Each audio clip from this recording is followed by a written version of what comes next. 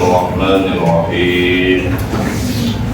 Faslun wal mar'atu tukhalifur rajula fi khamsati asya. Itu faslun. Adapun ini adalah sebuah pasal menerangkan tentang perbedaan laki-laki dan perempuan di dalam sholat. Perbedaan laki-laki dan perempuan di dalam sholat. Jadi sholatnya beda antara laki-laki dengan perempuan, itu tata caranya ada yang berbeda. Wal mar'atu tukhalifur rajula fi khamsati asya. Wal mar'atu, dan adapun perempuan, tukhalifu itu berbeda, ar-rajula dengan laki-laki, fi khamsati asya pada 5 perkara.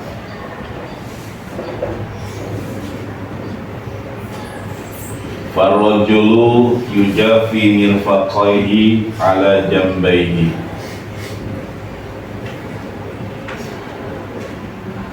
Farrajulu, maka adapun laki-laki, yujafi itu merenggangkan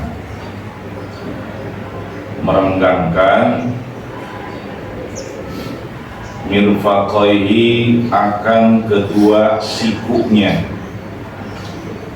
Tahu siku? Ini siku nih. Apa bahasa Indonesianya siku? Hah? Sikut. Sikut itu bahasa Sunda ya? Hah? Bahasa Indonesianya apa? Sikut. Sikut. Bahasa Indonesianya pamen ya. Pamen ini bahasa Indonesianya apa? Anjam baihi, dari kedua lambungnya rajul.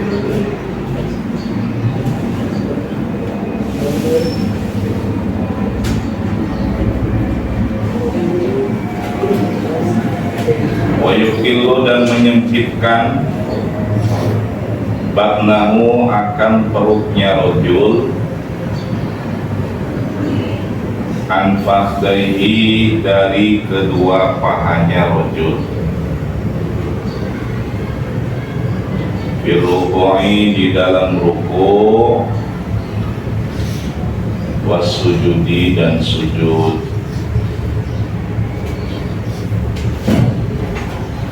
Wa yajharu fi maudhi'il jahri, wa yajharu, dan mengeraskan suara rajul, mengeraskan suara rajul laki-laki, fi maudhi'il jahri, pada tempatnya jahr, pada tempatnya mengeraskan suara.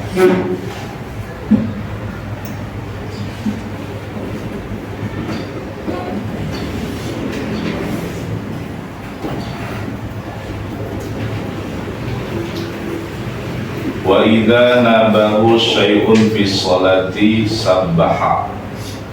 Wa idza nabahu, dan apabila mengingatkan akan rajul,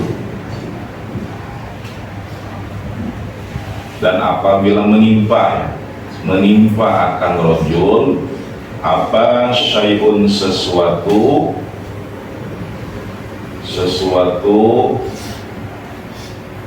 fi sholati, sesuatu yang lupa atau yang salah, fi sholati, di dalam sholat, sabbaha, maka membaca tasbih rajul. Jadi kalau ada imamnya lupa, salah, kalau laki-laki baca tasbih. Apa tasbih? Baca subhanallah. Umpamanya lupa kunut imamnya, maka baca subhanallah. Atau lupa tahiyat awal, maka baca subhanallah. Atau rakaatnya nambah imam sudah 4 rakaat malah mau 5 rakaat. Nah itu sunnahnya kalau laki-laki baca tasbih subhanallah. Kalau perempuan beda ya, nanti diterangkan, bukan baca tasbih kalau perempuan. Wa auratul rajuli ma baina surratihi wa rukbatihi. Wa auratul rajuli, dan adapun auratnya laki-laki, ma yaitu di antara, yaitu anggota badan, baina surratihi, di antara pusarnya rajul. Pusar, tahu pusar? Ujal. Oh, bahasa Jawanya apa? Udel. Udel lelanang. Rukbatihi, dan lututnya rajul. Dan lututnya rajul.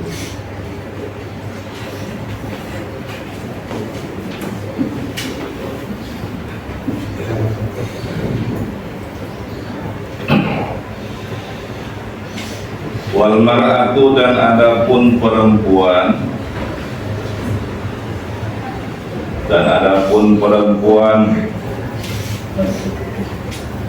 tadumu itu menggenggam,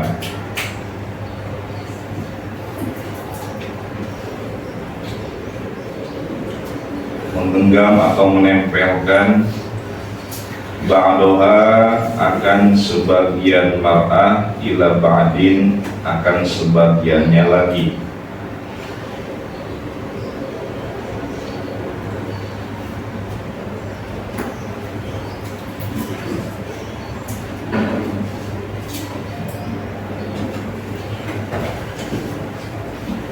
Jadi sidakap atau sidakap ketika takbir Allahu Akbar, kalau laki-laki direnggangkan, kalau perempuan agak di atas. Itu bedanya. Watafadu, dan merendahkan mar'ah, sautaha, akan suaranya mar'ah, bihadratir rijali, di hadapan laki-laki, al-ajanibi, yang bukan mahram, di hadapan laki-laki yang bukan mahram.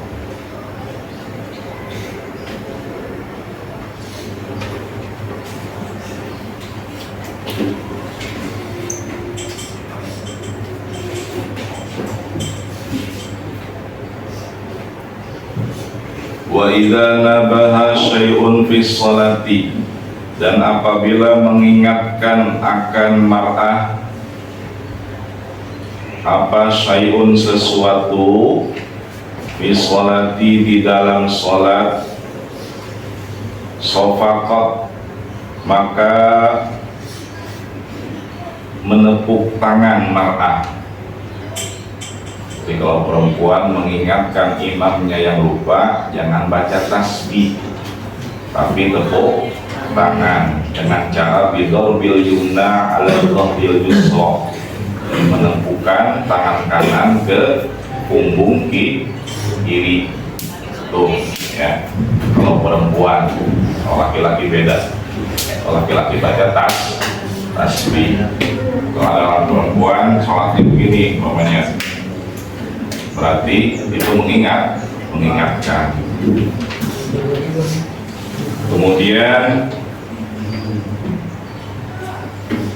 wa jami'u badanil hurrati, dan adapun seluruh badannya perempuan yang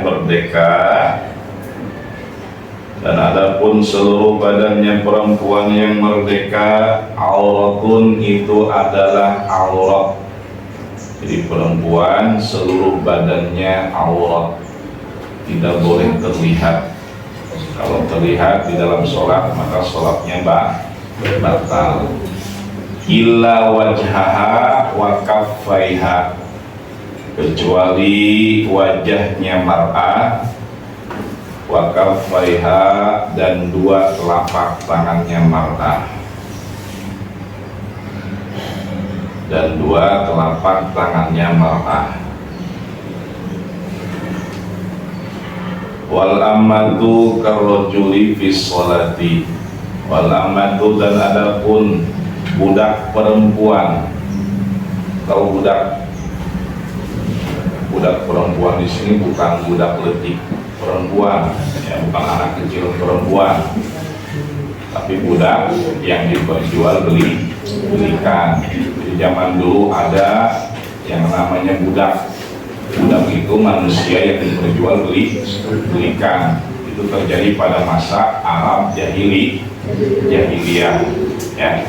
Jadi pada masa Arab jahiliyah, sebelum Nabi Muhammad SAW diutus, nah itu terjadi perbudakan antar sesama manusia pada zaman Arab jahiliyah. Makanya Arab jahiliyah ini disebut jahil. Artinya jahil apa? Bodoh. Bodoh di sini bukan bodoh dari segi ilmu, tapi bodohnya dari segi adab, dari segi akhlak. Ya, kemudian bodohnya dari segi akidah. Kenapa? Karena orang-orang Arab jahiliyah ini punya kebiasaan buruk. Mana kebiasaan buruknya? Yang pertama, orang Arab jahiliyah itu suka mabuk-mabukan. Itu kebiasaan buruk Arab jahiliyah. Makanya Nabi ketika diutus itu tidak langsung mengharamkan arak, tapi secara pelan-pelan. Jadi hukum Islam itu ketika disampaikan kepada manusia itu tidak secara langsung, tapi step by step, pelan-pelan. Kenapa? Karena kalau langsung nanti kaget. Begitupun kalian ketika ngajak teman kalian supaya bisa ibadah, supaya mau sholat, itu ngajaknya pelan-pelan, jangan langsung. Ya, kalau langsung nanti kaget.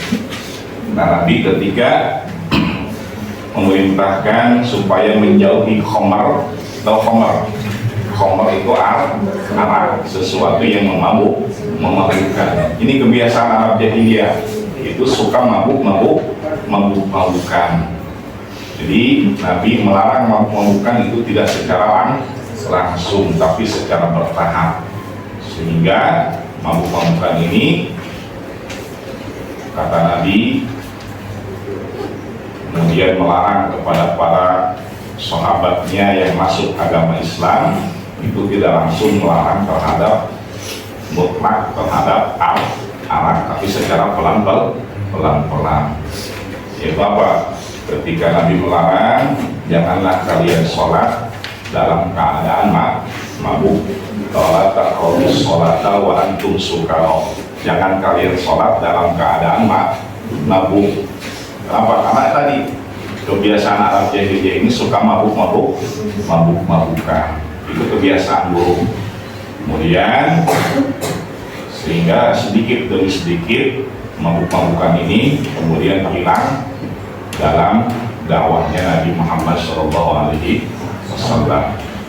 Kemudian kebiasaan buruk yang kedua itu suka membunuh anak perempuan. Jadi anak perempuan ketika ada bayi lahir, bayinya perempuan, itu oleh orang Arab jahiliyah langsung dibunuh. Kenapa? Karena merasa malu punya anak perempuan. Dan mohon maaf, zaman dulu perempuan itu sangat tidak dihargai. Kenapa? Karena tradisi orang Arab tadi, kebiasaan orang Arab ini satu lagi yaitu suka berperang. Jadi orang Arab itu suka berperang. Kenapa berperang? Memperebutkan kekuasaan daerah satu dengan daerah lain dikuasai. Itu orang Arab. Kenapa malu punya anak perempuan? Karena perempuan ini tidak bisa diajak berperang, karena mereka menganggap perempuan ini lemah. Nah, ketika Nabi diutus, maka derajat perempuan itu mulai diangkat. Ya, itu zaman Arab jahiliyah. Nah, ini karena suka berperang, maka ketika peperangan terjadi, ada yang namanya tawanan perang. Tahu tawanan perang? Orang yang yang disandra. Ya, ketika perang musuh kalah, nah ini musuhnya ini ada yang dijadikan tahanan perang. Nah, tahanan perang nanti itu akan dijadikan budak. Kalau budak ini orang yang belikan. Jadi kalau kalian pengen lihat sejarah zaman dulu, itu ada banyak ya di YouTube.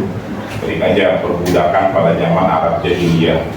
Itu zaman Arab Jahiliyah benar-benar jahil, benar-benar biadab, sehingga Nabi diutus oleh Allah Subhanahu wa Ta'ala ke negeri Arab Jahiliyah karena Arab ini benar-benar benar-benar bodoh, sangat biadab, dalam arti anak perempuan lahir pun dikubur hidup.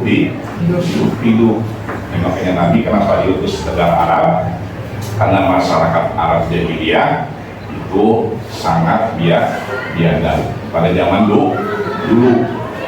Ketika Nabi diutus, maka tradisi perbudakan ini sedikit demi sedikit dihilangkan. Paham ya? Jadi budak ini adanya pada zaman Arab Jahiliyah. Sekarang sudah tidak ada lagi perbudakan. Nah, ada yang bertanya, kok kenapa dalam kitab-kitab fikih ini masih dibahas budak-budak? Masih dibahas budak perempuan, masih dibahas budak laki-laki. Kenapa? Karena khawatir suatu saat akan terjadi lagi peperangan. Sekarang aja sedang berperang di mana? Di Palestina dengan Israel. Ini mungkin suatu saat akan terjadi peperangan. Nah, ketika peperangan terjadi, maka akan terjadi lagi perbudakan. Nah, Islam sudah jauh mengatur tentang masalah perbudakan. Ya, paham ya? Jadi budak perempuan, karojuli itu seperti laki-laki, fisolati di dalam sholatnya. Jadi supaya paham, ini budak di sini bukan anak kecil, ya. Beda dengan budak di Sunda. Kalau bahasa Sunda, budak itu anak kecil. Makanya kalau santri itu disebutnya apa? Budak santri. Kenapa santri disebut budak? Karena santri mah budak ke sekolahnya masih budak, ya masih suka bercanda. Kalau santri masih suka iseng, namanya juga budak. Ya, tapi budak di sini bukan budak santri ya, maksudnya budak yang diperjualbelikan. Paham ya? Kemudian faslun walladzi yubtilu sholata ahada asyara syai'an. Walladzi, dan adapun perkara yubtilu yang membatalkan alladzi as-sholata terhadap sholat ahada asyara syai'an. Ahada asyara yaitu ada 11 apanya, syai'an perkaranya. Al-kalamul amdu, yang pertama berbicara dengan sengaja. Lagi sholat nggak boleh bicara, nggak boleh ngomong. Kalau ngomong sengaja sholatnya batal. Wal amalul katsiru, dan kedua bergerak yang banyak. Jadi sedang sholat jangan banyak bergerak. Dikit-dikit garuk. Ini banyak garuk ketika sholat bisa membatalkan sholat. Ya, makanya jangan sembarangan bergerak dalam sholat. Tidak boleh bergerak di luar gerakan sholat. Nanti dijelaskan. Wal hadatsu, dan ketiga datang hadas kecil dan besar. Jika sholat buang angin, otomatis sholatnya batal. Ketika sholat umpamanya keluar darah haid, otomatis sholatnya batal. Kemudian wa hudutsun najasati, dan berapa tuh? Keempat, datangnya najis.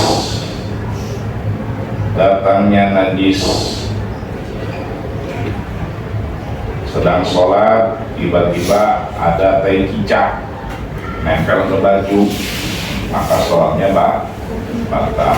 Kalau tai cicaknya basah dan tidak segera dibuang.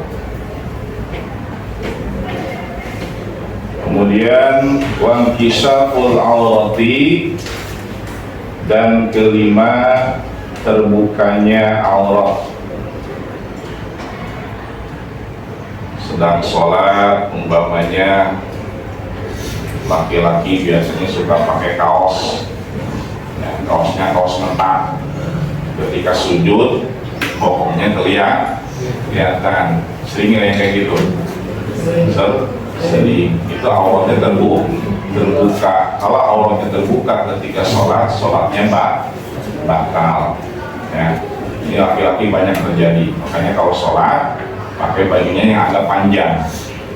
Nah, baju ini kalau pakai baju, nggak suka pakai baju yang ketat. Sebab ketika sholat, kalau baju yang ketat, nanti ketika sujud, pokoknya biasanya kelihatan.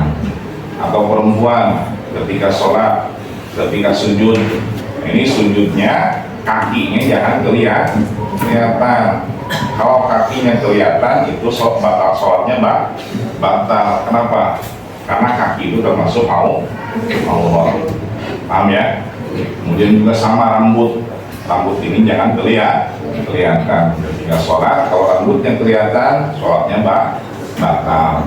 Kemudian ketika angkat tangan Allahu Akbar. Makanya kalau perempuan angkat tangannya jangan terlalu jangan terlalu tegak. Makanya tadi watadumu, ya beda sholat perempuan dengan sholat laki-laki. Perempuan begini aja. Sebab kalau misalnya begini, tangannya kelihatan, itu auratnya kebuka. Kalau auratnya kebuka, sholatnya batal. Paham ya? Nanti dijelaskan. Kemudian watagirun niyati, dan keberapa tuh? Keenam, berubahnya niat. Sedang sholat, niat pengen membatalkan sholat, punya bapak punya jemuran. Ketika sholat, rumahnya ketika tiba-tiba hujan, jemuran belum diangkat, pakaian belum diangkat, niat ingin membatalkan sholat. Nah, merubah niat itu bisa membatalkan sholat. Kemudian wastidbarul kiblati, dan berapa tuh? 7 ya. Ketujuh, membelakangi kiblat.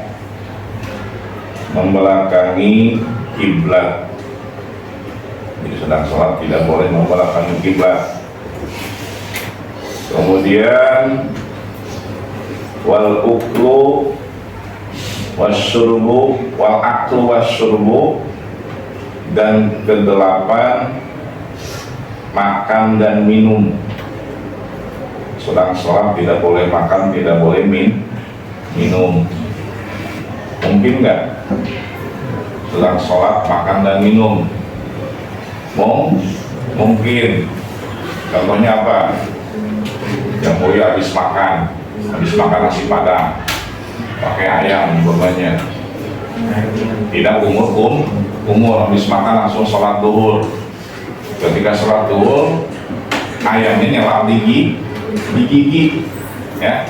Kata jamuri lah, sayang nih nasi padang, ya. Kemudian si ayamnya tadi, sisa ayamnya itu ditelen. Kalau ditelen berarti makan. Ketika sholat nelen sisa makanan, itu bisa membatalkan sholat. Paham ya? Kemudian warid wal kohkohatu, dan kesembilan kohkoha. Apa kohkoha? Ini? Tertawa. Ini kalau sedang sholat tidak boleh tertawa, bercanda sehingga ketawa, itu sholatnya batal. Waridatu, dan ke-10 yaitu murtad. Apa murtad? Keluar dari agama Islam.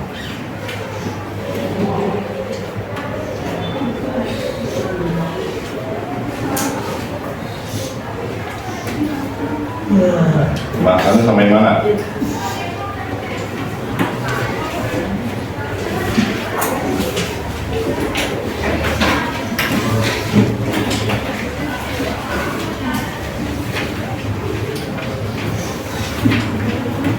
Panggil wudu udah belum?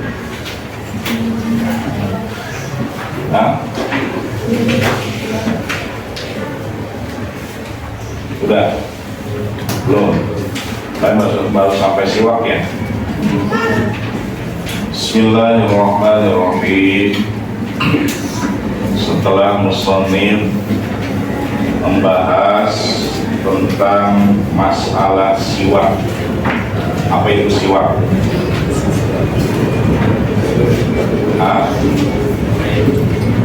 Siwak membersihkan gigi, membersihkan gigi dari sisa-sisa makanan atau dari kotoran-kotoran yang menempel di gigi.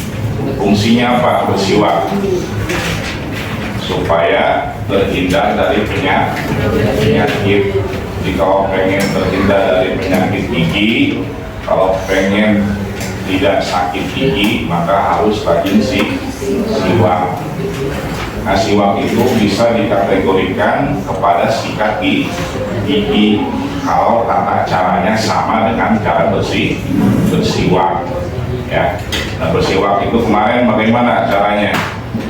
Pertama harus dipegang dengan tangan kanan, kemudian harus niat bersiwak. Kemudian ketika bersiwak harus didahulukan bagian kanan, di bagian kanan. Megangnya begini bersiwak, ya. Bagian di tengah dulu, kemudian bagian kanan atas sampai ke ujung.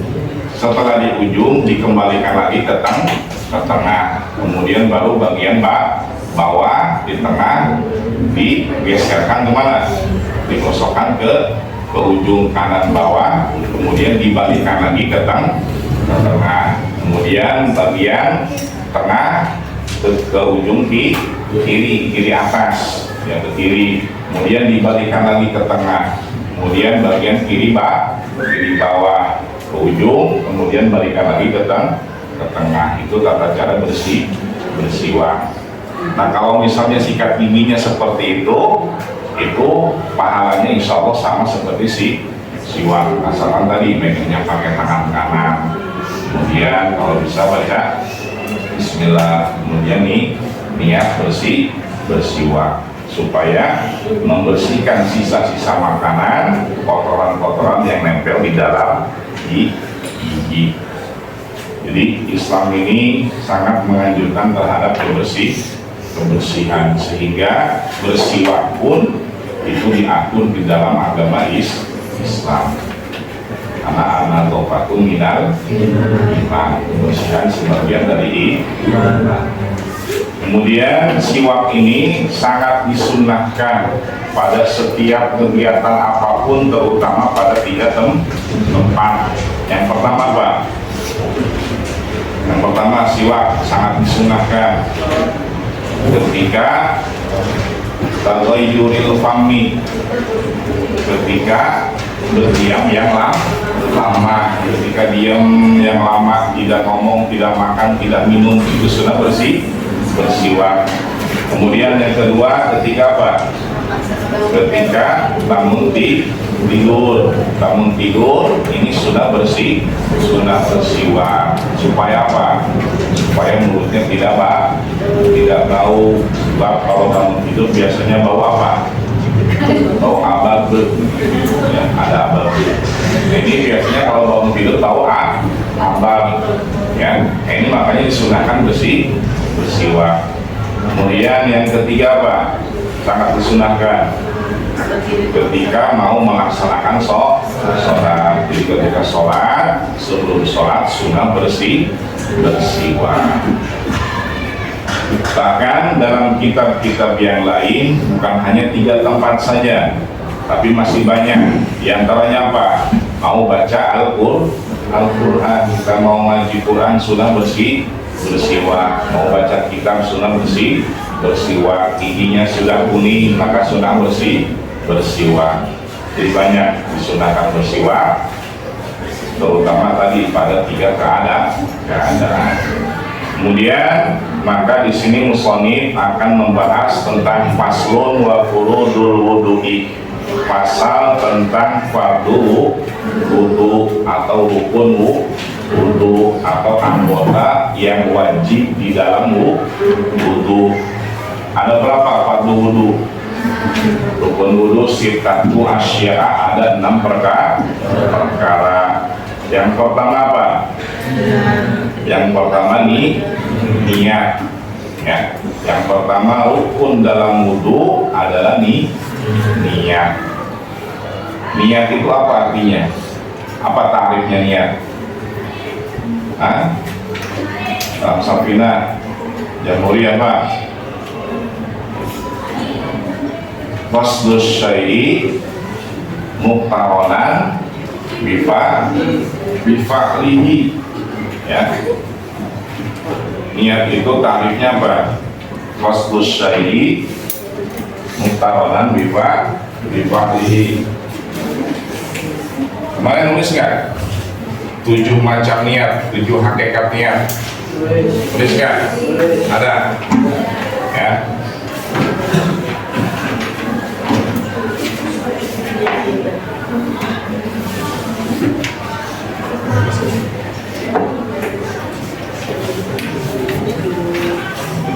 Qasdus syai'i muqtaronan bifa'lihi. Apa artinya?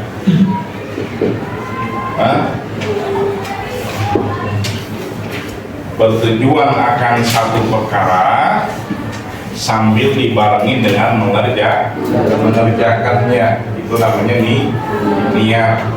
Ya. Bertujuan akan satu perkara, kita punya tujuan, punya maksud akan sesuatu sambil dibarengi apa? Dibarengi mengerjakannya. Maka pertama dalam wudu, anggota yang pertama yaitu apa? Anggota wudu yang pertama yang wajib adalah membasuh wajah. Maka niat wudunya itu harus dibarengkan dengan membasuh wajah. Paham ya? Nanti kita bahas, sebelum bahas tentang tarif niat, kita bahas dulu hakikat niat. Hakikat niat ada berapa? Ada tuh 7. Yang pertama apa hakikat niat?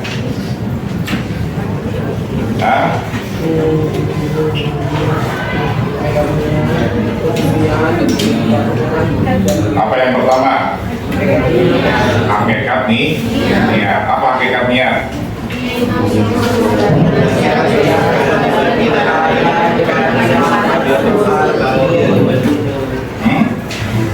Apa hakikatnya? Coba satu-satu. Coba baca apa?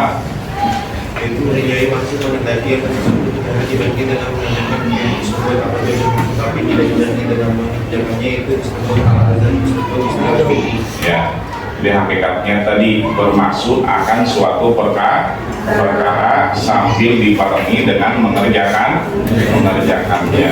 Itu niat. Kita niat wudu, maka niat wudu ini dibarengi dengan mengerjakan wudu. Dalam arti pertama anggota yang wajib dibasuh adalah wajah. Itu hakikat niat. Nah kalau tidak dibarengi dengan mengerjakan, tadi namanya apa? Namanya apa? Azam. Apa itu azam? Azam itu niat atau rencana yang tidak dibarengi dengan mengerjakan. Contohnya apa? Contohnya kalian niat punya rencana lulus di sini, nanti mau kuliah di UIN, mau kuliah di UI umpamanya, atau mau kuliah di mana, di Utara, atau mau kuliah di mana saja, atau niat saya nanti lulus kuliah mau langsung ke KUA. Apa yang KUA? Kantor urusan agama umpamanya, itu namanya niat di mana azam, ya, itu namanya azam. Jadi azam itu kita punya niat tapi belum mengerjakan, itu namanya azam. Kalau hakikat niat tadi kita niat sambil mengerjakan.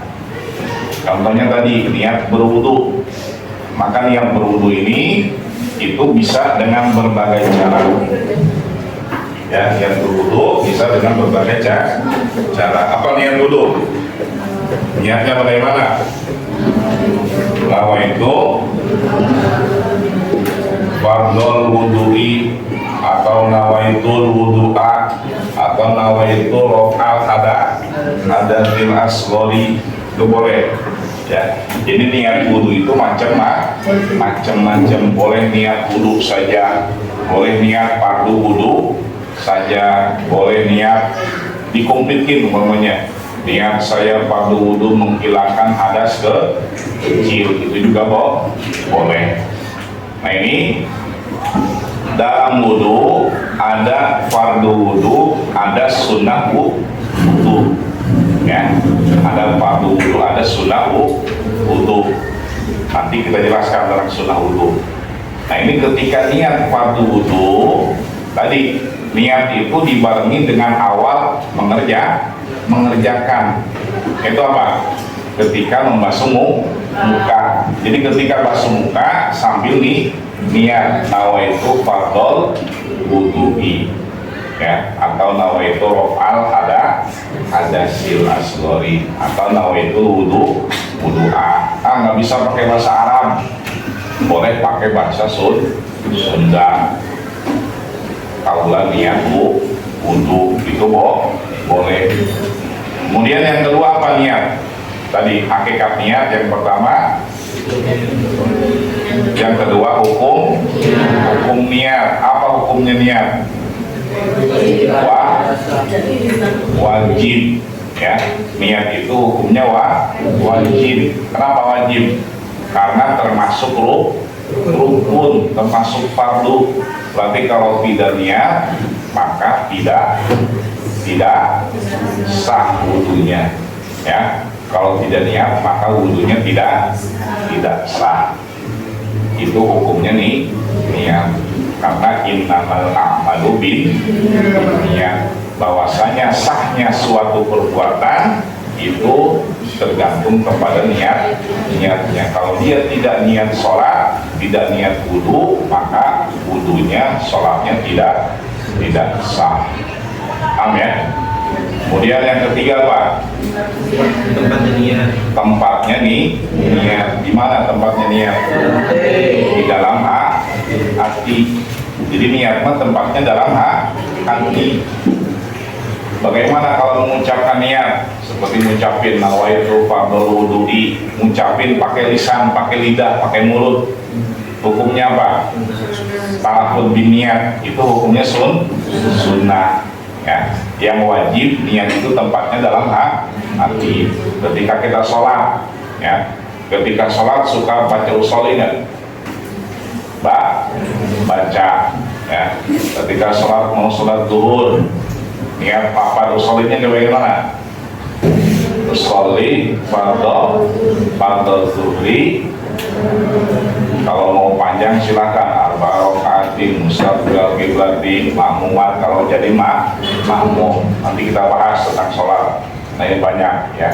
Di dalam sholat itu niatnya yang penting ada qasdu, ada ta'yin, ada fardiyah. Ini dalam niat sholat, ya. Jadi kalau yang namanya apa? Arba'a raka'atin mustaqbilal qiblati itu sunnah. Yang wajibnya qasdu. Qasdu itu apa? Bermaksud sholat, itu usolli. Yang kedua fardiyah, keparduan. Yang ketiga ta'yin, menentukan ini sholatnya sholat apa? Sholat zuhur, apa sholat asar, apa sholat maghrib, apa sholat isya. Itu ada ta'yin, menentukan. Nanti kita bahas dalam masalah sholat. Jadi ketika sebelum sholat itu suka baca apa? Baca usolli fardhu dhuhri arba'a raka'atin mustaqbilal qiblati ma'muman lillahi ta'ala. Itu baca usolli namanya talafuz bin niyah, melafazkan niat. Hukumnya apa? Usolli sunnah yang wajib niat dalam hati ya. Nah ini baca usolli talafuz biniat itu hukumnya sunnah. Kenapa disunnahkan? Karena untuk membantu hati ini menggerakkan sholat. Jadi kita hati ini niat mau sholat, makanya dibantu pakai talafuz biniyah. Itu hukumnya sunnah. Kenapa? Karena talafuz biniyah ini ada yang mengatakan bid'ah, ya ada yang mengatakan haram. Itu kelompok sebelah. Ya, ini biarkan. Yang penting kita apa? Niat dalam hati. Dalam hati ketika sholat kita baca usolli fardhu dzuhri arba'ati kita ala. Dan dalam hati niatnya ketika takbiratul ihram.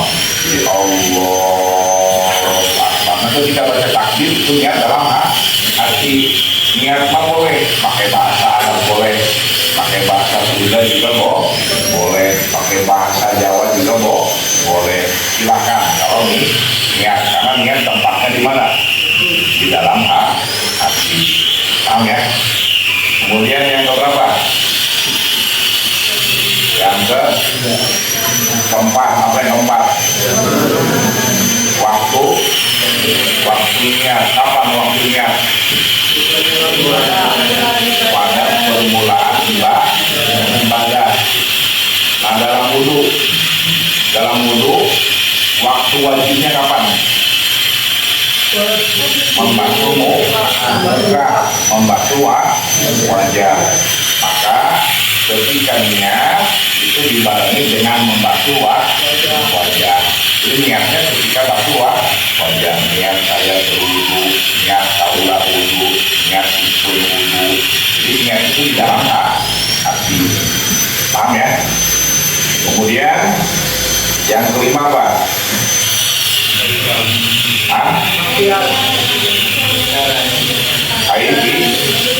Apa? Cara niat. Kaifiat niat.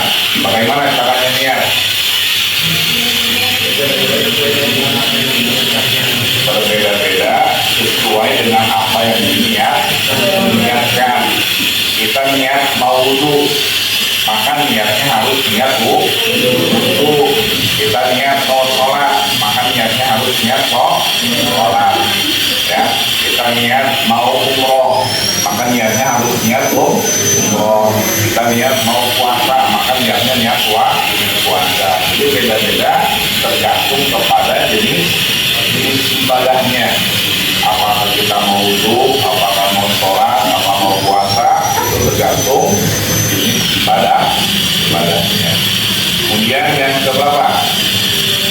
Yang keenam apa? Apa? Sampai syarat. Apa syaratnya niat? Yang pertama, syaratnya niat harus beragama Islam. Syaratnya niat harus beragama Islam. Jadi syaratnya ibadah, syarat mutlak ya. Syarat mutlak ibadah yang pertama harus beragama Islam. Maka orang kafir kalau dia melaksanakan sholat umpamanya, atau dia melaksanakan puasa, atau dia wudu, maka sholatnya wudunya sah nggak? Tidak sah. Mungkin kalian punya teman non muslim, temannya orang kafir. Sekarang nggak boleh menyebut orang kafir, tapi non muslim. Nah, ini punya teman-temannya non muslim. Ketika kita wudu, dia ikut-ikutan wudu, padahal non muslim. Sah nggak wudunya? Tidak sah. Kenapa? Karena syaratnya ibadah, syarat mutlak ibadah yang pertama harus beragama Islam. Kalau non muslim maka ibadahnya tidak sah. Ya. Kemudian yang kedua apa? Harus sudah tamyiz. Apa tamyiz? bisa melakukan sesuatu dengan sendirinya. Bahasa kitabnya tamyiz itu ayat kula wahdah, ayat shroba wahdah, bisa makan sendiri, bisa minum sendiri. Itu patokan tamyiz. Jadi tamyiz ini beda dengan balik. Ingat ya, tamyiz itu beda dengan balik. Tahu balik ya, tamyiz itu beda dengan balik. Kalau balik kemarin usia balik itu berapa? Maksimalnya 15 tahun, tergantung kepada orangnya ya. Ada yang 12 tahun sudah balik, ada yang 10 tahun sudah balik. Kemudian yang kedua, tanda balik apa? Sudah pernah mengikuti jima. Maka apabila ada laki-laki perempuan sudah pernah mengikuti jima, berarti dia sudah balik. Yang ketiga, sudah keluar darah haid. Apabila ada perempuan umur 9 tahun sudah keluar darah haid, maka dikatakan balik. Nah, syarat ibadah yaitu harus tamyiz. Apa tamyiz? Tamyiz itu tadi patokannya bisa makan sendiri, bisa minum sendiri. Jadi kalau ada anak kecil itu sudah bisa makan sendiri, sudah bisa minum sendiri, jadi makannya nggak berepotan, ya makannya nggak berepotan, nggak ngaremeh, ya. Kalau ada anak kecil makannya masih berepotan, remehnya nasinya di mana-mana, itu berarti anak kecilnya belum tamyiz. Kemudian bisa minum sendiri, minumnya rapi, nggak belepotan, ya nggak ucil, maka itu anak kecilnya sudah tamyiz. Kemudian bisa cebok sendiri, ketika buang air kecil, buang air besar bisa cebok sendiri, itu namanya tamyiz. Paham ya? Paham nggak? Jadi tamyiz itu bukan balik. Jadi usia sebelum balik itu namanya tamyiz, ya. Makanya Nabi mengajarkan kepada umatnya, apabila kalian punya anak kecil itu minimal umur 7 tahun harus sudah diajarkan sholat. Walaupun 7 tahun itu belum balik, tapi 7 tahun itu biasanya anak sudah tamyiz. Kalau sekarang 7 tahun berarti berapa? Kelas berapa? Kelas 1 MI atau SD. Itu biasanya kelas 1 MI bisa makan sendiri, walaupun masih ada yang disuapin, bisa minum sendiri, bisa cebok sendiri. Itu usia 7 tahun. Hanya Nabi memerintahkan kepada umatnya, apabila kalian punya anak kecil, ya kalian punya adik, itu sudah umur 7 tahun harus diajarkan sholat. Kenapa diajarkan sholat? Supaya terbiasa. Ketika sudah besar, ketika sudah dewasa, maka terbiasa melaksanakan sholat. Walaupun dia belum balik, ya. Walaupun belum balik, sholatnya tetap sah. Yang penting anak kecilnya sudah disunat, ya. Kenapa harus disunat? Karena kalau belum disunat itu masih menyimpan najis, ya. Karena kalau misalnya laki-laki kalau belum disunat itu masih menyimpan najis dalam kulufnya, atau kuluf pucuknya, ya. Dalam hubung jakar itu ada yang namanya kuluf. Nah kalau kulufnya itu tidak dibersihkan, tidak dipotong, nah itu sisa-sisa kencing, sisa-sisa buang air kecil itu nanti akan nempel di dalam kuluf, maka nanti sholatnya tidak sah. Makanya kalau punya anak kecil, adek, ini kalau belum disunat jangan diajak ke masjid.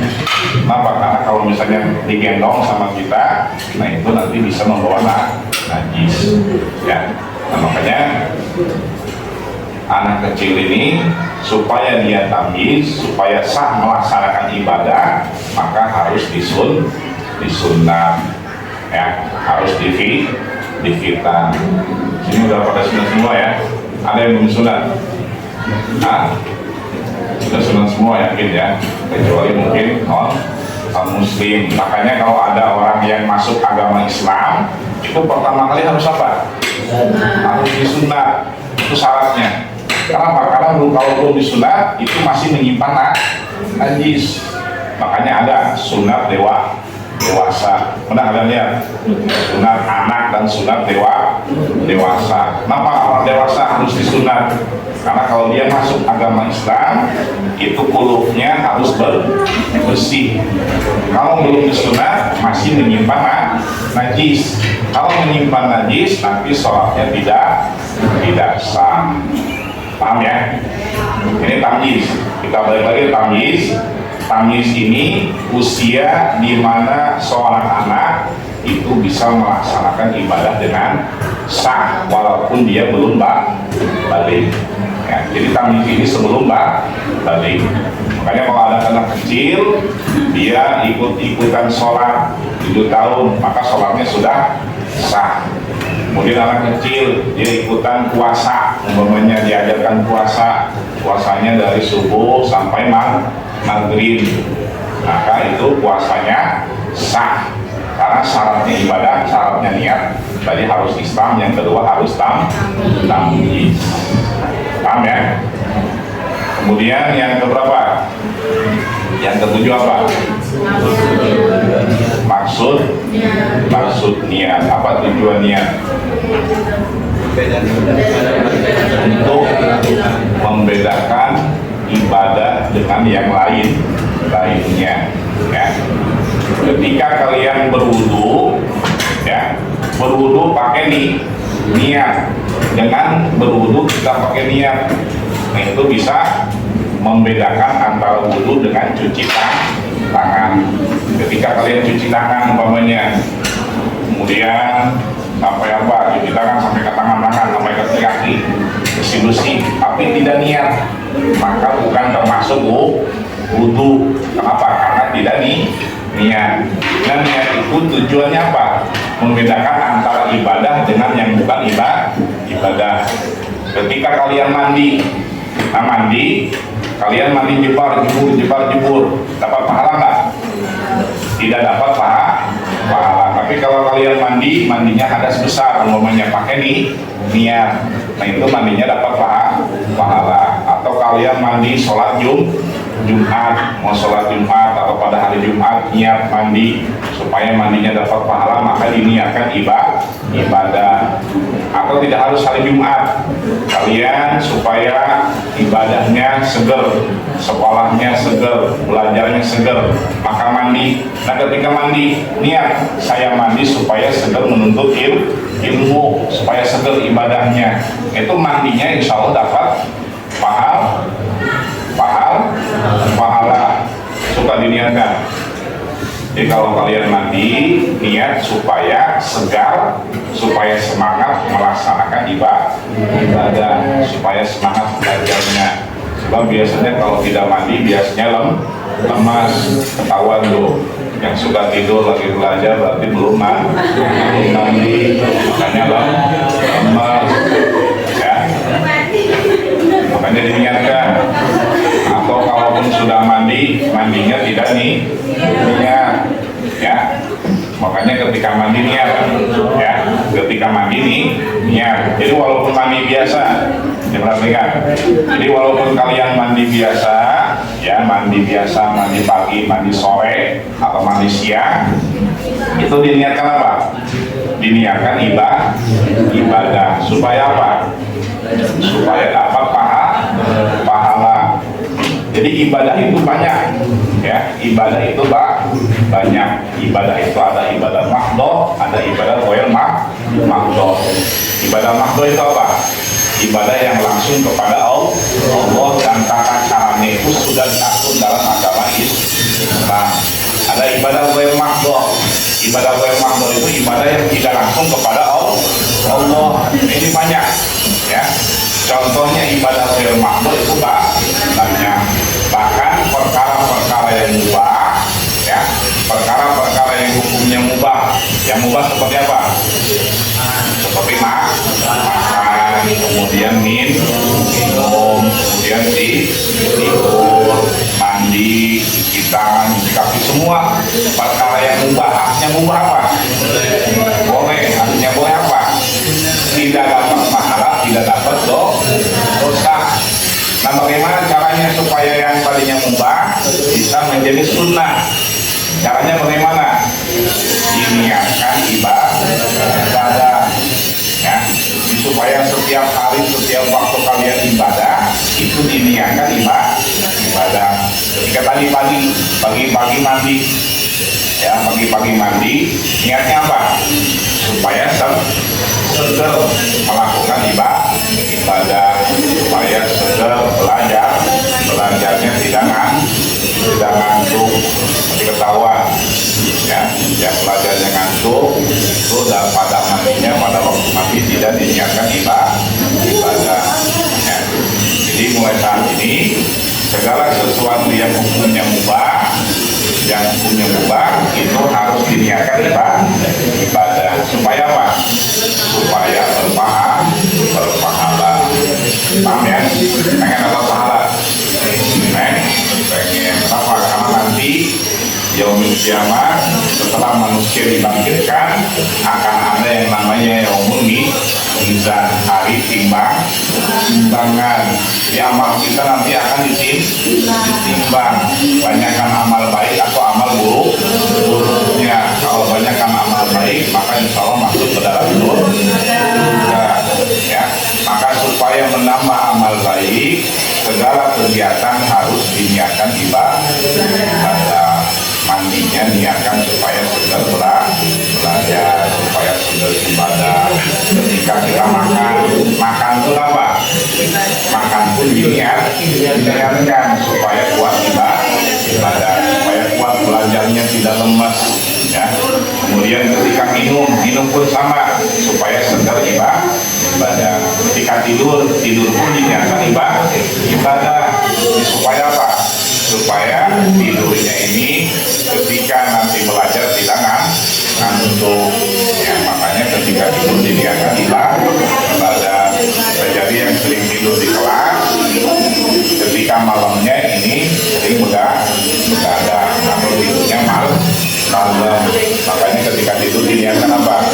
Melakukan ibadah, supaya ibadahnya tidak, atau belajarnya tidak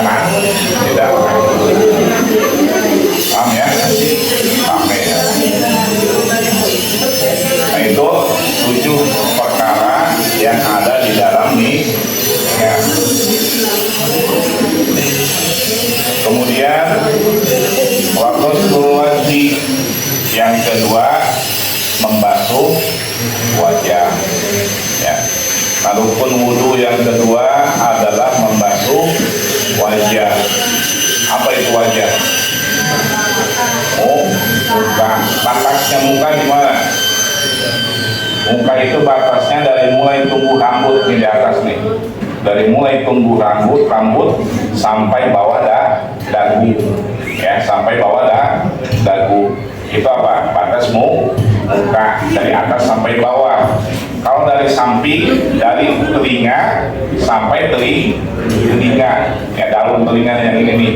Itu ketika wudhu, perhatikan, ketika wudhu semua anggota yang ada di wajah harus terbasuh oleh air wudhu. Kalau tidak terbasuh oleh air wudhu, maka wudhunya tidak sah. Paham ya?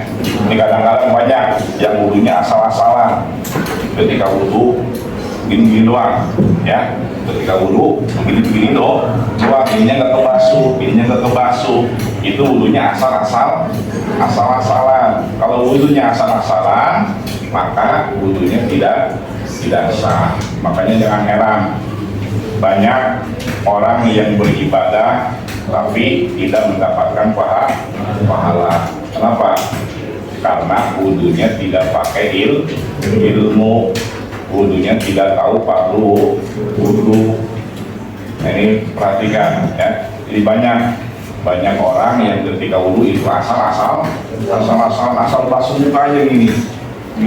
Terus tangan juga asal-asalan. Itu jangan seperti itu. Sebab dalam kitab Subat Syekh Ruslan mengatakan fakul man bi ghairi ilmin ya'malu amaluhu marfudatun la taqbalu. Jadi setiap orang yang beramal beribadah tanpa didasari ilmunya, maka ibadahnya, amalnya itu la tuqbalu, tidak akan diterima. Kenapa tidak diterima? Karena tidak sesuai dengan hukum Islam, tidak sesuai dengan aturan agama, ya. Maka itu harus apa? Harus ngaji, harus menuntut ilmu, ya. Paham ya? Jadi ketika wudhu jangan asal-asalan membasuh muka. Jadi harus memberi basuh dari ujung ini nih, dari mulai tumbuh rambut sampai dagu. Jadi air ketika membasuh muka itu sambil niat nawaitu fardhol wudu'i, kemudian digosok-gosok, ya, digosok-gosok dari mulai atas sampai bawah dagu, dari telinga sampai telinga. Jadi jangan asal membasuh muka. Kemudian kalau yang punya janggut sudah disela-sela janggutnya, ya, sudah disela-sela. Kemudian ini juga sama. Jadi semua ketika nanti insya Allah jika kalian ujian praktek, nanti prakteknya tidak jauh-jauh, ya. Ada praktek wudhu dan sholat. Jadi kalau zaman dulu Bapak masih ngajar fikih, itu prakteknya nggak jauh-jauh, prakteknya wudhu dan sholat. Sebab wudhu dan sholat itu biasa dipakai sehari-hari. Paham ya?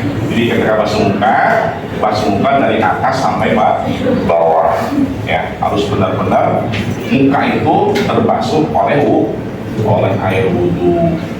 Paham ya? Jadi jangan asal-asalan basuh muka. Kalau asal-asalan nanti wudhunya tidak sah. Kalau wudhunya tidak sah, otomatis sholatnya tidak sah. Nah, untuk bilang nih, dari capek gawe teka pakai. Nah, untuk bila kita capek-capek ibadah tapi tidak ada pahalanya, ketika nanti dia udah kiamat, kok pahala saya nggak ada, yang ada pahalanya, ternyata ibadahnya tidak dibarengi dengan ilmunya. Paham ya? Kemudian yang ketiga apa? Wa ghuslul yadaini ilal mirfaqaini, membasuh kedua tangan sampai kedua siku. Mana kedua tangan itu? Kedua tangan dari mulai ujung jari ini tangan sampai siku. Mana siku?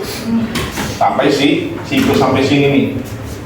Makanya ketika wudhu jangan asal-asalan. Kenapanya? Ya, orang yang wudhu ketika wudhu asal-asalan, gini-gini doang. Banyak kan? Banyak. Karena ketika wudhu benar-benar dari sini digosok pakai air sampai siku, dilebihkan sedikit sunnah. Ini makanya kalau wudhu digulung tangannya. Jadi sampai siku dilebihkan sedikit. Karena malayatnya wajib lebih bahwa wajibun. Karena ini sesuatu yang wajib, dari siku dilebihkan sedikit, digosok-gosok. Ya, sunnah digosok-gosok. Kemudian kiri juga sama, dari mulai ujung tangan sampai siku itu harus terbasuh oleh air wudhu. Kalau tidak terbasuh oleh air wudhu, ada satu anggota yang tidak terbasuh air wudhu, maka wudhunya tidak sah. Paham ya? Makanya ketika kalian wudhu, dibersihkan dulu tuh kuku-kukunya. Ada kotoran nempel di bawah kuku. Ini kotoran yang ada di kuku bisa menghalangi sampainya air kepada kulit tangan, kulit kuku, atau misalnya ada tik-tik nempel, maka ini tidak sampai airnya pada kulit, itu harus dibersihkan. Paham ya? Makanya ketika wudhu harus benar-benar tangan ini terbasuh oleh air wudhu. Kemudian yang keberapa? Yang keempat, mengusap sebagian kepala. Ini menurut Imam Syafi'i. Menurut Imam Syafi'i, rukun wudhu adalah mengusap sebagian kepala. Kepala ini tadi dari mulai sini nih, tumbuh rambut sampai sampai belakang, itu namanya kepala.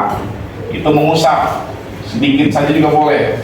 Nah, mengusap ini beda dengan membasuh, ya. Mengusap beda dengan basuh. Kalau membasuh, airnya itu harus apa? Harus nyangkrum, harus ada di sini.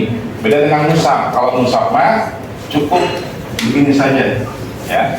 Itu kalau asal yang wajib. Tapi sunnahnya, ya, ketika mengusap kepala, sunnahnya apa? Begini ya, pakai kedua tangan. Jadi dari depan sampai belakang begini. Kemudian dari belakang dibalikkan lagi ke depan. Ini mengusap seluruh kepala itu sunnahnya, ya. Jadi ketika wudhu, sunnahnya begitu. Ini pakai dua tangan dari sini, dari atas sampai ke belakang, kemudian dibalikkan lagi ke depan. Paham ya? Walaupun umpamanya cuma sedikit doang, umpamanya jam MUI habis pakai minyak rambut, ya. Apa minyak rambut? Gatsby, ya. Pakai Gatsby, sayang nih, rambutnya ini sudah pakai minyak, sudah nyisir, ya. Nyisir, kalau misalnya digituin nanti acak-acakan boleh, ya, asal nempel aja ke rambut atau ke kepala, begituin doang boleh. Yang penting diusap sebagian kepala. Kemudian yang keberapa? Yang kelima yaitu membasuh kedua kaki. Hilal Ka'bah ini sampai mana? Sampai kedua mata kaki. Nah, ini juga harus diperhatikan, ya. Jadi kaki itu mana? Maaf ya, ini maaf biar jelas. Jadi kaki dari sini nih, bawah atasnya sampai apa?